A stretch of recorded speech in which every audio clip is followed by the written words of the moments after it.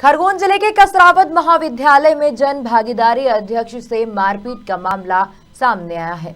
बताया जा रहा है कि जन भागीदारी अध्यक्ष ने छात्रा को आपत्तिजनक मैसेज किए, जिसके चलते परिजनों ने प्राचार्य चैम्बर से बाहर निकालकर मारपीट की।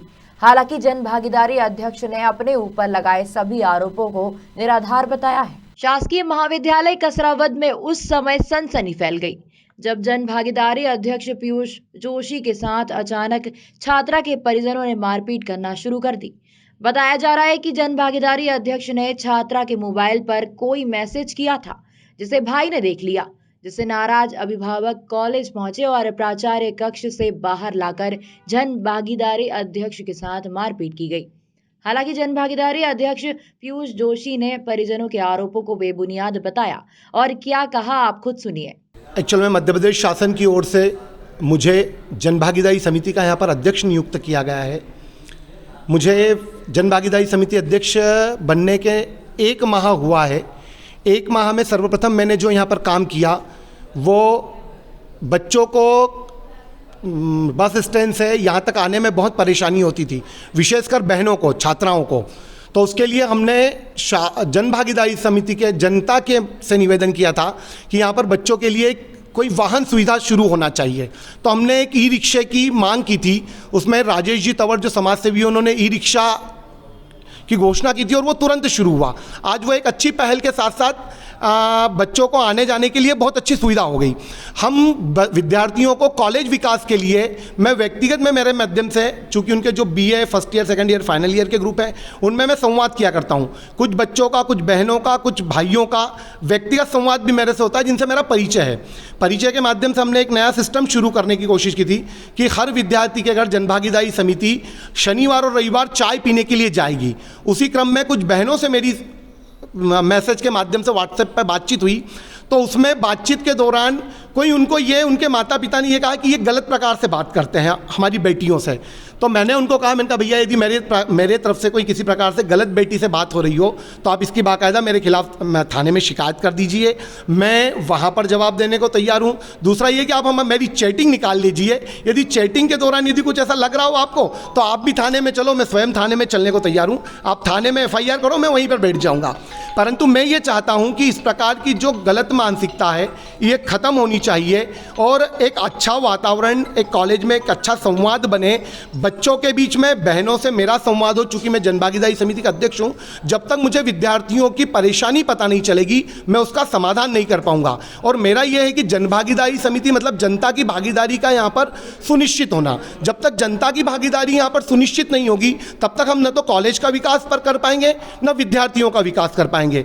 अभी हमने एक जनभागीदारी समिति की जो प्रथम बैठक ली थी उसमें महाविद्यालय का नामकरण और दूसरा साथ में यहाँ पर BCom और BSc और MA, क्योंकि यह कॉलेज 2007 से बना हुआ है, 2007 से यह कॉलेज चल रहा है, परंतु यहाँ पर सिर्फ BA की फर्स्ट ईयर, सेकंड ईयर और फाइनल ईयर की क्लासेस है, न तो यहाँ पर MA की सुविधा है, न यहाँ BCom BSc की सुविधा है। हमने जनभागीदारी समिति के माध्यम से एक निर्णय पारित किया और वो निर्णय मैं उच्च शिक्षा मंत्री माननीय मोहन यादव जी को दे के आया हूँ, जो उन्होंने बड़ी सरलता से स्वीकार किया कि 2007 से यदि कॉलेज बना हुआ है तो निश्चित ही BCom और BSc जैसे सब्जेक्ट होना चाहिए, MA सब्जेक्ट होना चाहिए।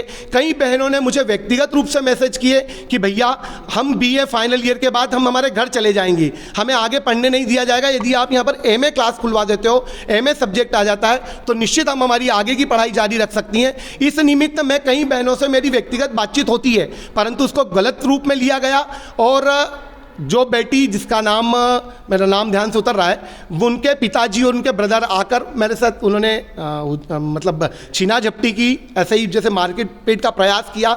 और हो सकता है कि वो आगे भी मुझे कुछ किसी प्रकार का कॉलेज से बाहर यदि मैं जाऊं तो कुछ उनके द्वारा घटना घटित मेरे ऊपर कर की जा सकती है। परंतु मेरा फिर भी यही कहना है कि एक बार यदि वो मिसअंडरस्टैंडिंग के शिकार है तो वो उनकी बेटी से पूछें या वो पूरी मेरी और उनकी चैट निकाल के पूछें कि किसी प्रकार से मेरे प्रकार से यदि कोई चैट में उनको कोई ऐसा जो अव्यवहारिक शब्द या अव्यवहारिक मैसेज हो किया गया हो तो मेरे खिलाफ कानूनी कार्रवाई होना चाहिए।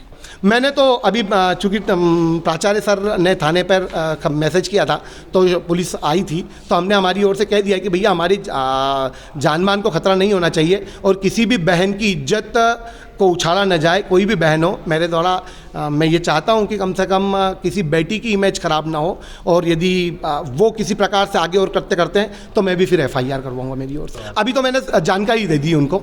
फिलहाल कॉलेज के प्रभारी प्राचार्य द्वारा पूरे मामले की सूचना थाने पर दी गई है। वहीं पूरे मामले की जांच के लिए समिति बनाई है। मामला ये था कि हमारे महाविद्यालय के जनभागीदारी अध्यक्ष महोदय और महाविद्यालय की एक छात्रा है, उनके अभिभावक आए थे। कुछ मैसेज से संबंधित था जानकारी, उसी में उसे बात करने के लिए आए थे। क्या मामला क्या था वो चैट वाला, क्या मामला था? चैट वाला महाविद्यालय के जैसे अध्यक्ष हैं इनका और महाविद्यालय स्टाफ का ग्रुप बना हुआ है, महाविद्यालय से संबंधित गतिविधियों के बारे में संबंधित चर्चा करते हैं। उस मैसेज से कुछ संबंधित बात थी, उसी संदर्भ में बात करने के लिए आए थे। विवाद की स्थिति थोड़ी सी बातचीत हो गई थी और मैंने समिति गठित कर दी गई है। हमने अभी थाने में सूचना दे दी है, यहाँ पर जितना जो भी घटनाक्रम हुआ है उसे लिखित जानकारी थाने में प्रस्तुत कर रहे हैं। पूरे मामले पर प्रशासन का मौन रहना भी कई सवाल खड़े करता है, लेकिन घटना के वीडियो वायरल हो गए हैं जो घटना की कहानी खुद बयान कर रहे हैं। कसरावत से प्रकाश कर्मा की रिपोर्ट।